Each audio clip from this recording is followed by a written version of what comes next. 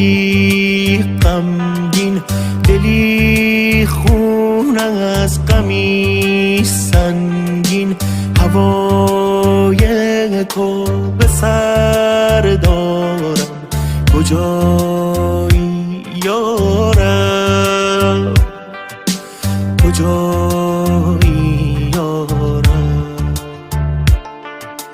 دلی دارم، دلی تنها، دلی مجنون یک لیلا، تو را عمریست که کم دارم، کجایی یارم، کجایی یارم،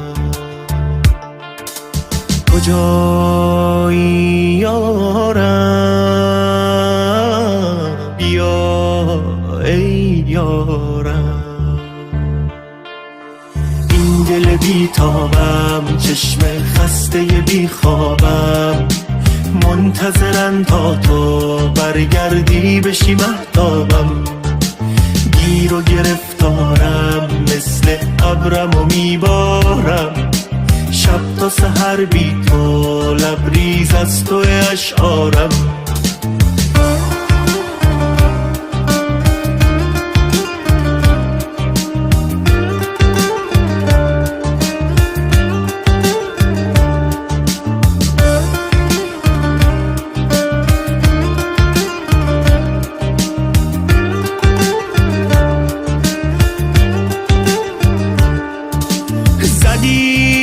آتش تو بر جانم، من بی تو پریشانم، پر از دردم تویی درمانم.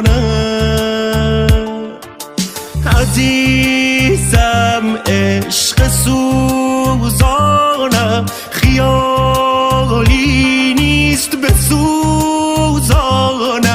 به خاکستر مرا بنشانم. این دل بیتابم، چشم خسته بی خوابم، منتظرن تا تو برگردی بشی مهتابم. گیر و گرفتارم، مثل ابرم و میبارم، شب تا سحر بی تو، لبریز از تو اشعارم.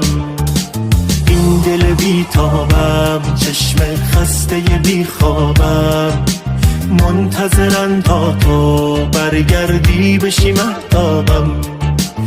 گیر و گرفتارم، مثل ابرم و میبارم، شب تا سحر بی تو، لبریز از تو اشعارم.